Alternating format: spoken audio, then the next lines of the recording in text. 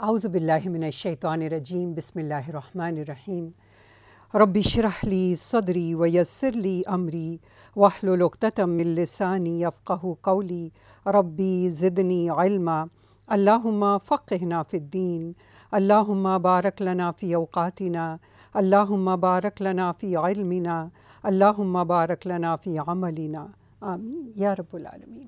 السلام علیکم ورحمۃ اللہ وبرکاتہ۔ ناظرین، آج ہم اپنی شخصیت کے جس پہلو کا مطالعہ کریں گے اور اس کو اور زیادہ خوبصورت بنانے کی کوشش کریں گے وہ ہے خیر خواہی کا جذبہ۔ تو آئیے دیکھتے ہیں کہ خیر خواہی ہمارے دل میں کیوں ہونی چاہیے، کس کے لیے ہونی چاہیے، اس کا فائدہ کیا ہوتا ہے اور نہ ہونے کے نقصانات کیا ہوتے ہیں۔ تو آئیے تھوڑا سا اس کا تجزیہ کرتے ہیں۔ سب سے پہلے تو یہ دیکھتے ہیں کہ لفظ خیر خواہی کا مطلب کیا ہے۔ عربی میں خیر خواہی کے لفظ کو نصح کہتے ہیں۔ اب جیسے ہم اردو میں لفظ استعمال کرتے ہیں نصیحت، اور عربی میں کہتے ہیں نصیحہ۔ کسی نے آپ صلی اللہ علیہ وسلم سے پوچھا کہ یا رسول اللہ صلی اللہ علیہ وسلم دین ہے کیا؟ تو آپ صلی اللہ علیہ وسلم نے 2 الفاظ میں دین کا ڈیفینیشن بتایا۔ الدین النصیحہ، دین ہے خیر خواہی۔ تو نصیحہ کا لفظ عربی میں خیر خواہی کے معنی میں استعمال ہوتا ہے۔ انسانیت کی بنیاد ہی خیر خواہی پر ہے۔ ہم اس کائنات میں تنہا نہیں رہ سکتے، ہم سب کو ایک دوسرے کے ساتھ مل جل کر رہنا ہوگا۔ اللہ تعالیٰ نے ہمیں ایسے ہی پیدا کیا، اور ہمارا امتحان کیا ہے کہ ہم کتنا دوسروں کے لیے فائدہ مند ہیں، کتنا دوسروں کے دکھ درد میں ان کے کام آتے ہیں، ان کی مشکلات کو کم کرتے ہیں، ان کو خوش رکھنے کی کوشش کرتے ہیں۔ در حقیقت انسانیت کی بنیاد ہی خیر خواہی پر ہے۔ خیر خواہی میں انسان اپنی ساری صلاحیتیں استعمال کرتا ہے دوسروں کو فائدہ پہنچانے کے لیے۔ جب ہم کہتے ہیں خیر خواہی اللہ سبحانہ و تعالیٰ کے ساتھ، اس کا مطلب ہوتا ہے عبادت، اللہ سبحانہ و تعالیٰ کے احکامات پر چلنا، اس کی عبادت کرنا۔ خیر خواہی رسول اللہ صلی اللہ علیہ وسلم کے ساتھ کیسی ہوتی ہے؟ اتباع سننا اور ان کا پیغام دنیا تک پہنچانا۔ اسی طریقے سے لوگوں کے ساتھ خیر خواہی کیا ہوتی ہے؟ رسول اللہ صلی اللہ علیہ وسلم نے فرمایا، اور جامع صغیر کی حدیث ہے، حسن حدیث ہے، خیر الناس انفعہم للناس، یعنی لوگوں میں سب سے اچھا، سب سے بہترین وہ ہے جو لوگوں کے لیے سب سے زیادہ فائدہ مند ہو۔ تو ہم سب کو یہ سوچنا چاہیے کہ ہم اپنی صلاحیتیں، جو کچھ اللہ نے ہمیں نوازا ہے، اس سے دوسروں کے لیے فائدہ مند کیسے بن سکتے ہیں۔ چھوٹی چھوٹی چیزوں میں بہت بڑے کام کرنے کے لیے ظاہر ہے بہت سارا وقت چاہیے، محنت چاہیے، لیکن روزانہ کی زندگی میں چھوٹی چھوٹی، کسی کو 1 گلاس پانی دے دیا، کسی کو مسکرا کے بات کر لی، کسی کا بوجھ ہلکا کر دیا، کسی کا غم ہلکا کر دیا، 2 لفظ ہمدردی کے کہہ دیے، یہ سب خیر خواہی میں شامل ہوتا ہے۔ اور اللہ سبحانہ و تعالیٰ نے تو یہ فرما دیا ہے کہ جس نے 1 ذرے کے برابر بھی نیکی کا کام کیا، قیامت کے دن اس کا اجر اس کو وہ دیکھ لے گا، اور جس نے ذرے کے برابر بھی برائی کی وہ بھی اپنا پھر انجام وہاں قیامت کے دن دیکھ لے گا۔ اچھا، خیر خواہی کس کے لیے کرنی چاہیے، کس کے ساتھ کرنی چاہیے؟ عموماً تو ہم جو ہمارے ساتھ اچھا ہوتا ہے، ہمارا دل چاہتا ہے ہم بھی اس کے ساتھ بہت اچھے ہوں، لیکن اس میں کوئی بڑی بات تو نہیں ہے، اس میں کچھ زیادہ محنت تو نہیں چاہیے۔ لازماً جو ہمارے ساتھ اچھا ہوگا ہم بھی اس کے ساتھ اچھے ہوں گے۔ یہ نہیں کہہ رہے ہیں کہ اس کے ساتھ ہم برے ہوں، لیکن اچھا ہونا اتنا زیادہ محنت طلب کام نہیں ہے۔ لیکن جو شخص ہمارے ساتھ برائی کرے اس کے ساتھ بھی اچھا کرنا، اس میں محنت زیادہ لگتی ہے۔ اور خیر خواہی میں دونوں گروپس شامل ہیں، یعنی ہم سے اللہ کی توقع یہ ہے کہ ہم اپنا ریموٹ کنٹرول کسی اور کے ہاتھ میں نہ دے دیں، کہ اگر وہ ہمارے ساتھ اچھا ہوگا تو ہم بھی اچھے ہوں گے، وہ ہمارے ساتھ برا کرے گا ہم بھی اس کے ساتھ برا کریں گے، نہیں، بلکہ اپنا ریموٹ کنٹرول اپنے ہی ہاتھ میں رکھنا چاہیے کہ یہی میری شخصیت کا انداز ہے کہ میں خیر خواہ ہوں، چاہے وہ دوست ہو چاہے دشمن ہو۔ اگر ہم ذرا سا بھی دھیان دیں تو کائنات کی ہر چیز انسان کو فائدہ پہنچا رہی ہے۔ سورج کو دیکھ لیجئے، خاموشی سے اپنا کام کیے جا رہا ہے، ہمیں روشنی پہنچا رہا ہے، سردیوں میں ہمیں گرمی پہنچاتا ہے، حدت پہنچاتا ہے۔ اسی طریقے سے درختوں کو دیکھ لیجئے، خاموشی سے اپنا کام کریں، ہمیں پھل پھول بھی دیتے ہیں، سایہ دیتے ہیں، آکسیجن پہنچا رہے ہیں۔ بارش کو دیکھ لیجئے، ہمیں پانی مہیا کرتی ہے۔ غرض ہر چیز کائنات کی انسان کو فائدہ پہنچانے کے لیے اللہ تعالیٰ نے بنائی ہے۔ ہمیں سوچنا یہ چاہیے کہ ہمیں کیوں بنایا، ہماری ذات سے کس کو فائدہ پہنچ رہا ہے، کون سی چیز ہے جو کہ ہمیں لوگوں کی خیر خواہی کرنے سے روکتی ہے۔ وہ ہے ہمارے اندر ایک تکبر کا جذبہ کہ میں اتنی بڑی ہوں، میں کیوں اس کے کام آؤں، میں اس سے کہیں زیادہ اچھی ہوں، میں اس کے کیوں کام آؤں۔ اسی طرح سے نفرت کا جذبہ کہ یہ میرا دوست نہیں دشمن ہے، میں کیوں اس کے کوئی اس کا فائدہ اسے پہنچاؤں، یا غصہ جو ہمارے دل میں ہوتا ہے۔ اور یہ ساری چیزیں ہمیں سمجھ جانا چاہیے کہ یہ شیطان کی طرف سے ہیں۔ کیونکہ شیطان تو ازلی دشمن ہے، چاہتا ہی نہیں ہے کہ انسان کسی بھی صورت جنت میں پہنچے، پوری اپنی محنت کر رہا ہے، پوری کوشش کر رہا ہے کہ ہم سب کو آگ کی طرف لے جائے، اور یہ سارے جذبات شیطان کی طرف سے ہیں جن کا ہمیں مقابلہ کرنا ہے، جن کو ہمیں ہرانا ہے۔ کبھی کبھی ایسا بھی ہوتا ہے کہ جو لوگ ہم سے ذرا مختلف ہوں، مثال کے طور پہ کوئی اور زبان بول رہے ہیں، کسی اور بیک گراؤنڈ سے آئے ہیں، کسی اور کلچر کے لوگ ہیں، ان کے ساتھ بھی ہم ذرا کھنچ کے رہتے ہیں، ان کے ساتھ بھی ہم زیادہ گھلنے ملنے کی کوشش نہیں کرتے، جبکہ اللہ سبحانہ و تعالیٰ کی مخلوق تو وہ بھی ہیں، جو کچھ ہمارے بس میں ہے ان کو بھی فائدہ پہنچانا چاہیے، اپنی ذات سے ان کو بھی خوش کرنے کی کوشش کرنی چاہیے۔ اللہ سبحانہ و تعالیٰ نے ہر پیغمبر کو خیر خواہ بنا کے بھیجا تھا۔ ہود علیہ السلام کیا کہتے ہیں اپنی قوم کو، آئیے دیکھتے ہیں سورۃ الاعراف آیت نمبر 68۔ قال اللہ تعالیٰ ابلغکم رسالات ربی وانا لکم ناصح امین۔ ہود علیہ السلام نے اپنے لوگوں سے کہا کہ میں تمہیں اپنے رب کے پیغامات پہنچاتا ہوں اور میں تمہارے لیے امانت دار اور خیر خواہ ہوں۔ یعنی خیر خواہی کا لفظ ہر پیغمبر نے استعمال کیا، ہر پیغمبر اپنی قوم کے لیے نہایت خیر خواہ ہوتا تھا، یہاں تک کہ اپنے دشمنوں کے ساتھ بھی۔ ہم سب نے دیکھا کہ طائف کے موقع پہ آپ صلی اللہ علیہ وسلم کے پاس جب فرشتہ بھیجا گیا پہاڑوں کا کہ آپ حکم دیں تو میں ان لوگوں نے جو انہوں نے آپ کو پتھر مارے، آپ کے ساتھ برا سلوک کیا، انہیں میں پیس کے رکھ دوں پہاڑوں کے بیچ میں، آپ صلی اللہ علیہ وسلم کیا فرماتے ہیں؟ نہیں، شاید کہ ان کی نسل میں کوئی اللہ کو ماننے والا پیدا ہو جائے۔ یہ ہے خیر خواہی۔ دشمن جنہوں نے اتنا نقصان پہنچایا، اتنی تکلیفیں پہنچائیں، ان کے لیے بھی خیر خواہی کا جذبہ۔ اور یہ خیر خواہی کا جذبہ ہمیں کوئی اوپری لبادہ نہیں اوڑھ لینا ہے کہ ہم لوگوں سے بس ایک جھوٹی مسکراہٹ کے ساتھ مل رہے ہیں اور جھوٹے بات چیت میں ان کے ساتھ شو کریں ہم بہت اچھے ہیں، لیکن اندر دل میں ان کی جڑیں کاٹ رہے ہیں۔ ایسے بھی لوگ ہوتے ہیں، لیکن یہ خیر خواہی نہ ہوئی۔ خیر خواہی تو وہ ہے جو کہ دل کی گہرائیوں سے اٹھے، جو ہر وقت دل میں موجود ہو، جو ہمیں تڑپا کے رکھ دے کہ میں کس طرح اس شخص کی مشکل کو کم کر سکوں، آسانی میں بدل دوں، کس طرح کسی کے کام آ سکوں۔ ہر وقت انسان کو بے چین رکھے کہ میں کس طریقے سے دوسروں کے کام آؤں، کس طریقے سے اللہ کو راضی کروں، کیونکہ لوگوں کو راضی کرنے میں ہی رب کی رضا شامل ہوتی ہے، پھر رب ہم سے راضی ہوتا ہے۔ اسی طرح نوح علیہ السلام کا اللہ تعالیٰ فرماتے ہیں قرآن پاک میں سورۃ الاعراف آیت نمبر 62 میں، ابلغکم رسالات ربی وانصح لکم وعالم من اللہ ما لا تعلمون۔ تو نوح علیہ السلام نے کہا میں تمہیں اپنے رب کے پیغامات پہنچاتا ہوں اور تمہارا خیر خواہ ہوں، اور میں اللہ کی طرف سے وہ جانتا ہوں جو تم نہیں جانتے۔ تو ہم یہاں پہ کیا دیکھتے ہیں کہ اللہ سبحانہ و تعالیٰ کی رضا کے لیے ہر پیغمبر اپنی قوم کا خیر خواہ تھا، اور یہی کوالٹی، یہی اخلاق اللہ سبحانہ و تعالیٰ مجھ میں اور آپ میں بھی دیکھنا چاہتے ہیں۔ نہ صرف ہم خود خیر خواہی کا جذبہ اپنے اندر رکھیں، بلکہ اللہ تعالیٰ یہ بھی فرماتے ہیں قرآن پاک میں وَتَوَاصَوْا بِالْحَقِّ وَتَوَاصَوْا بِالْمَرْحَمَةِ، ایک دوسرے کو بھی حق بات کی تلقین کریں، ایک دوسرے کو بھی کہیں کہ رحم کی عادت اپناؤ، ایک دوسرے کے ساتھ رحم کے جذبے کے ساتھ پیش آؤ۔ اور اللہ تعالیٰ یہ بھی فرماتے ہیں وَتَعَاوَنُوا عَلَى الْبِرِّ وَالتَّقْوَى وَلَا تَعَاوَنُوا عَلَى الْإِثْمِ وَالْعُدْوَانِ، یعنی ایک دوسرے کے ساتھ تعاون کرو نیکی کے کاموں میں۔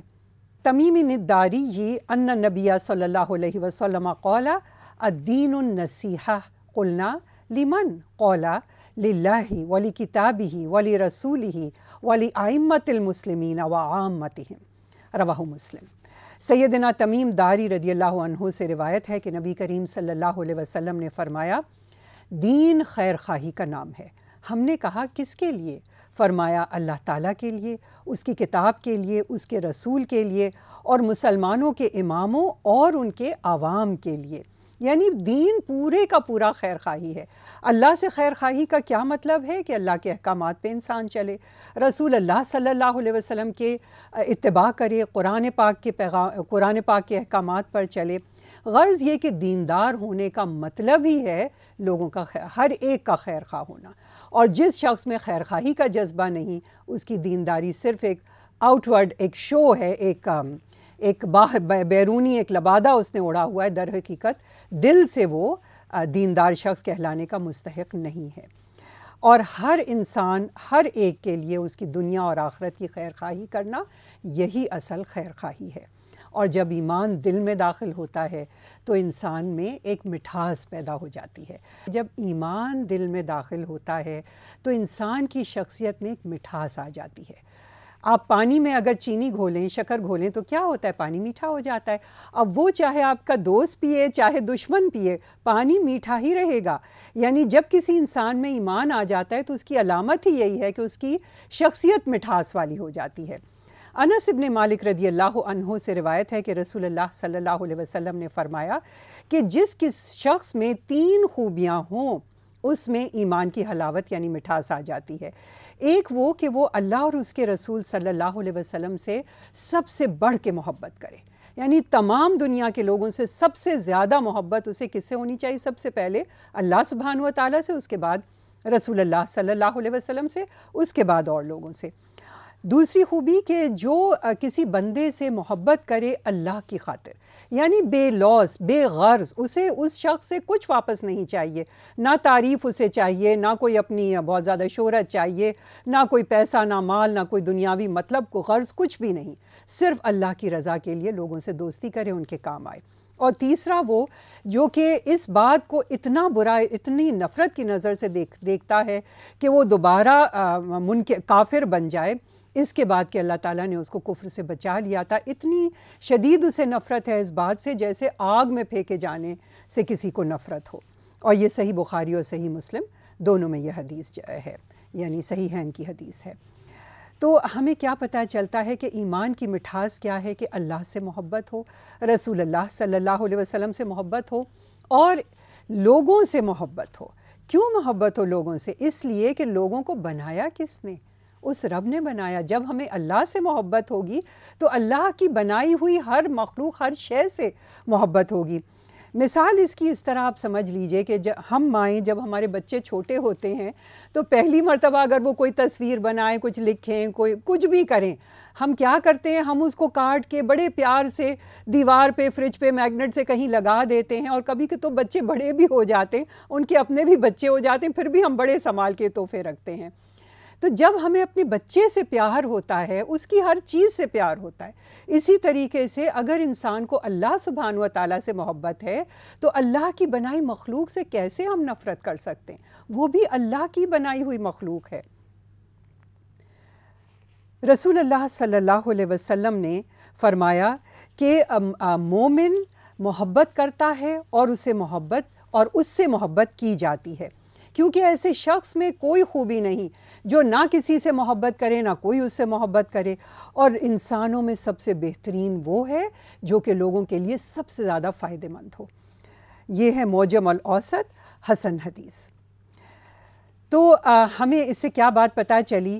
کہ ایمان کی ایک حلاوت، ایک مٹھاس ہوتی ہے، اور وہ مٹھاس کا مطلب یہ ہے کہ جو بھی اس شخص سے ملتا ہے وہ خوش ہو جاتا ہے۔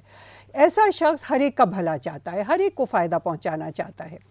کیوں؟ کیونکہ اللہ تعالیٰ نے قرآن پاک میں فرما دیا فَمَن يَعْمَلْ مِثْقَالَ ذَرَّةٍ خَيْرًا يَرَهُ، جس کسی نے ایک ذرے کے برابر بھی نیکی کی وہ اس کا اجر دیکھ لے گا۔ سورہ زلزلہ آیت نمبر 7۔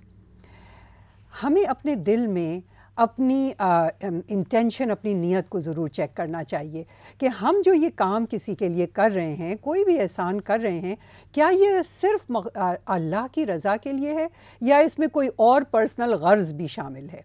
اگر ایسا ہے تو ظاہر ہے ہم نے خالص اللہ کے لیے وہ کام نہیں کیا۔ اگر ہم چاہتے ہیں کہ لوگ پلٹ کے ہماری تعریفیں کریں یا ہمیں ایکسپوجر ملے یا ہم لوگوں میں بڑے نمایاں ہو جائیں یا ہمارا اور کوئی چھپا ہوا غرض ہے، تو پھر یہ کام خالص اللہ کے لیے نہ ہوا۔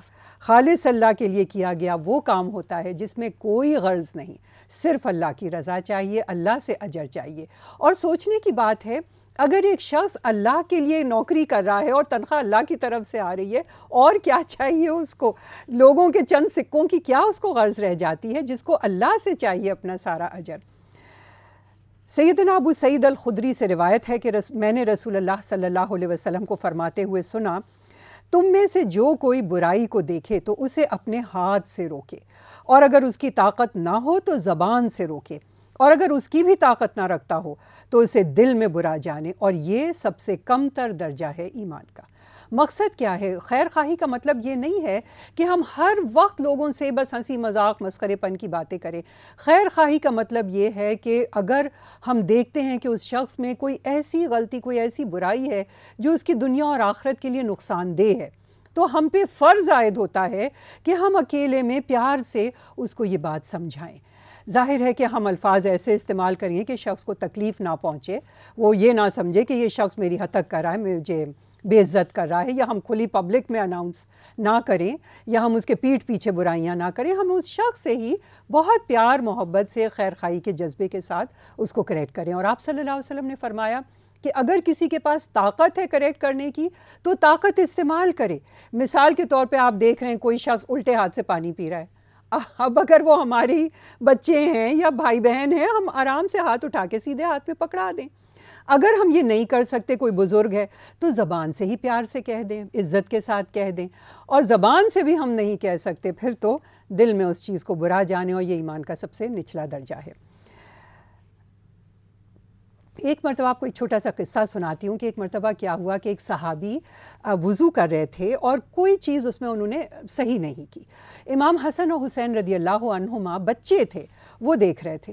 اب وہ صحابی عمر میں ان سے بہت زیادہ بڑے تھے۔ اب بچوں نے سوچا ہم کیا کریں، کیسے ان کو کہیں کہ ان کی بے ادبی بھی نہ ہو اور معاملہ بھی سدھر جائے۔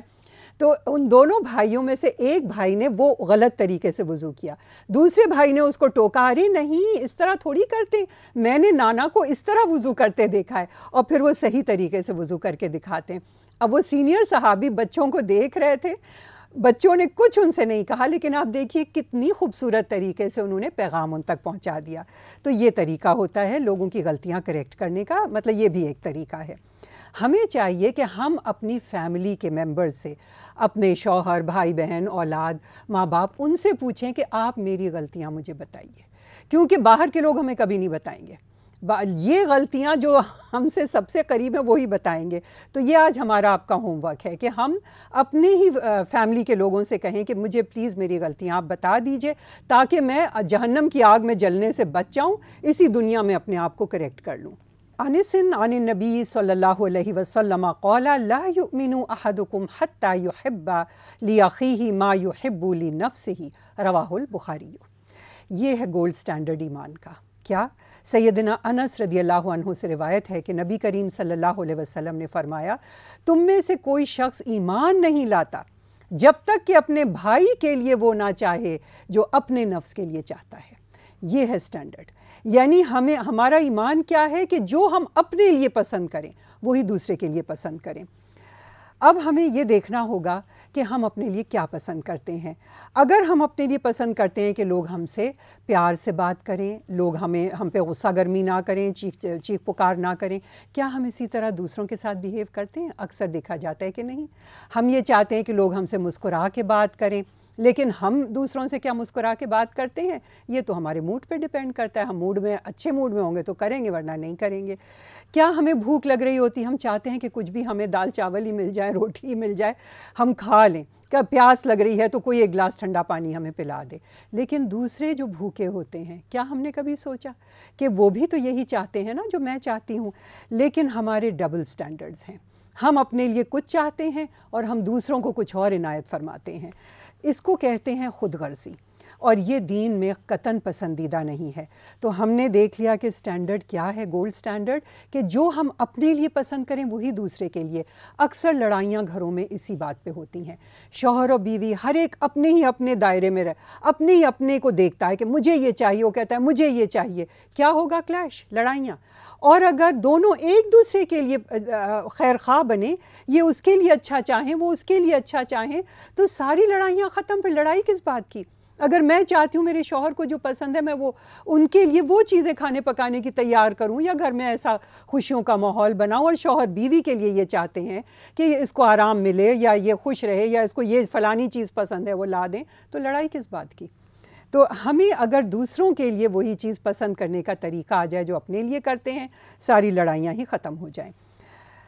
عن جریر ابن عبداللہ رضی اللہ عنہ قال بایعت رسول اللہ صلی اللہ علیہ وسلم علی اقام الصلاۃ و ایتاء الزکاۃ والنصح لکل مسلم، رواہ البخاری۔ سیدنا جریر ابن عبداللہ رضی اللہ عنہ سے روایت ہے کہ میں نے رسول اللہ صلی اللہ علیہ وسلم سے نماز قائم کرنے، زکوٰۃ ادا کرنے اور ہر مسلمان کی خیر خواہی کرنے پر بیعت کی۔ یعنی جو بیعت انہوں نے کی مسلمان بننے کی، وہی بیعت سمجھیے جب ہم کلمہ شہادت پڑھتے ہیں، لا الہ الا اللہ کا مطلب ہے کہ اب میں اللہ کو میں نے اپنا الہ مان لیا، ہر حکم کا پہ عمل کروں گی۔ اور اسی طرح اشہد ان لا الہ الا اللہ و اشہد ان محمد رسول اللہ، اس کا مطلب کیا ہے کہ جو رسول اللہ صلی اللہ علیہ وسلم نے فرما دیا میں ان کی اتباع کروں گی۔ تو ان کی اتباع میں کیا پھر شامل ہے کہ نہ صرف عبادات کہ نماز اور زکوٰۃ، ساتھ ہی لوگوں کی خیر خواہی ہر وقت کرنا، یہ بھی ہمارے دین کا ہی عنصر ہے، یہ بھی عبادت ہے۔ رسول اللہ صلی اللہ علیہ وسلم نے فرمایا کہ ایک مسلمان پر دوسرے مسلمان کے 6 حقوق ہوتے ہیں، اور وہ حقوق کیا ہیں کہ جب وہ اس سے ملے تو سلام کرے، جب وہ اس کو دعوت میں بلائے یعنی مثال کے طور پہ ولیمہ تو وہ اس کی دعوت کو قبول کرے، جب وہ اس سے مشورہ مانگے تو اس کو صحیح مشورہ دے، جب وہ چھینکے تو کہے یرحم، اور وہ الحمدللہ کہے تو یرحمک اللہ سے جواب دے، جب وہ بیمار پڑے تو اس کی عیادت کو جائے، اور جب وہ مر جائے تو اس کے جنازے میں شریک ہو۔ اسی طرح رسول اللہ صلی اللہ علیہ وسلم نے فرمایا کہ مومنوں کی مثال ایسی ہے جیسے ایک جسم، یعنی وہ ایک دوسرے سے محبت میں اور ایک دوسرے کا خیال کرنے میں ایسے ہیں کہ اگر جسم کا ایک حصہ دکھ رہا ہو تو پورے جسم کو تکلیف محسوس ہوتی ہے۔ ہم اپنے کو دیکھیں، ہمارے اگر اڑوس پڑوس میں کوئی بھوکا ہے ہمیں کتنی تکلیف ہوتی ہے۔ رسول اللہ صلی اللہ علیہ وسلم نے یہ بھی فرمایا من دل علی خیری فلہ مثل اجر فاعلہ۔ سیدنا ابو مسعود انصاری رضی اللہ عنہ سے روایت ہے کہ نبی کریم صلی اللہ علیہ وسلم کے پاس ایک شخص آیا اور اس نے کہا میرا جانور مر گیا ہے، مجھے سواری دیجیے۔ آپ صلی اللہ علیہ وسلم نے فرمایا میرے پاس سواری نہیں۔ تو ایک شخص بولا اے اللہ کے رسول صلی اللہ علیہ وسلم، کیا میں ایسے شخص کے بارے میں بتاؤں جو اسے سواری دے؟ تو رسول اللہ صلی اللہ علیہ وسلم نے فرمایا جو کوئی نیکی کی راہ بتائے اس کو اتنا ہی ثواب ہے جتنا نیکی کرنے والے کو۔ یعنی بعض اوقات ہمارے پاس استطاعت نہیں ہوتی ہے کہ دوسرے کی مدد کریں، لیکن ہم جانتے ہیں کہ فلانا شخص کر سکتا ہے، تو وہ راہ دکھا دینا بھی نیکی میں شامل ہو جاتا ہے، اس کا اجر بھی اتنا ہے جتنا کہ نیکی کرنے والے کا اجر۔ مثال کے طور پہ آپ کے ایک فون کال سے، ایک ٹیلی فون کسی کو کر دیا، شاید کسی کا کام بن جائے، کسی کو رشتہ بتا دیا، کسی کے کاغذ پہ ایک سگنیچر کر دیا، کسی کو کوئی ٹپس دے دیں، یہ ساری چیزیں اجر کا باعث ہیں، لیکن ہم چونکہ جانتے نہیں ہیں اس بات کو تو ہم بہت زیادہ ان کو اہمیت ہی نہیں دیتے ہیں۔ اسی طرح آپ صلی اللہ علیہ وسلم نے فرمایا تحقیق میں نے جنت میں ایک شخص کو مزے کرتے دیکھا جس نے دنیا میں راہ میں آنے والے ایک درخت کو کاٹ دیا تھا جو لوگوں کے لیے اذیت کا باعث تھا۔ یعنی کسی کے اگر ہم تکلیف کو بھی کم کریں گے تو بھی یہ چیز اجر کا باعث ہے۔ اور رسول اللہ صلی اللہ علیہ وسلم نے یہ بھی فرمایا جس نے اپنے بھائی کی مدد اس کے پیٹھ پیچھے کی، اللہ تعالیٰ اس کی دنیا اور آخرت میں مدد فرمائے گا۔ یعنی پیٹھ پیچھے مدد کرنا کیا ہے کہ نہ ہمیں کوئی تعریف چاہیے، نہ کوئی اور دنیاوی غرض، ہم خالص اللہ کے لیے کرتے ہیں یہ کام، تو ایسی صورت میں اللہ تعالیٰ دنیا اور آخرت میں ایسے شخص کی مدد فرمائے گا۔ اور اللہ سبحانہ و تعالیٰ ہر اس شخص کی مدد کرتے ہیں جو دوسروں کی مدد کرتا ہے۔ سیدنا ابو ہریرہ رضی اللہ عنہ سے روایت ہے کہ رسول اللہ صلی اللہ علیہ وسلم نے فرمایا جو شخص کسی مومن پر سے دنیا کی سختی دور کرے گا تو اللہ تعالیٰ اس پر سے آخرت کی سختیوں میں سے سختی دور کرے گا، اور جو شخص تنگ دست کو مہلت دے گا، یعنی اپنے قرض کے لیے تقاضا اور سختی میں مہلت دے گا، تو اللہ تعالیٰ اس پر دنیا اور آخرت میں آسانی کریں گے، اور جو شخص کسی مسلمان کا عیب ڈھانپے گا تو اللہ اس کا عیب دنیا اور آخرت میں ڈھانپے گا، اور اللہ تعالیٰ بندے کی مدد میں ہوتا ہے۔ تو ناظرین، ہم نے آج کیا سبق سیکھا کہ خود غرض ہونے کے نقصانات اور خیر خواہ ہونے کے دنیا اور آخرت کے فائدے۔ اب آپ بتائیے کہ کون سا طریقہ بہتر ہے؟ اگر ہم خیر خواہی کے جذبے سے کام کریں گے تو اس سے ہماری زندگی آسان، خوشگوار اور کامیاب بن جاتی ہے۔ خیر خواہی ہی انسانیت کی بنیاد ہے۔ وآخر دعوانا الحمد للہ رب العالمین۔ ربنا تقبل منا انک انت السمیع العلیم وتب علینا انک انت التواب الرحیم۔ سبحانک اللہم وبحمدک نشہد ان لا الہ الا انت نستغفرک ونتوب الیک۔ آمین یا رب العالمین۔ السلام علیکم ورحمۃ اللہ وبرکاتہ۔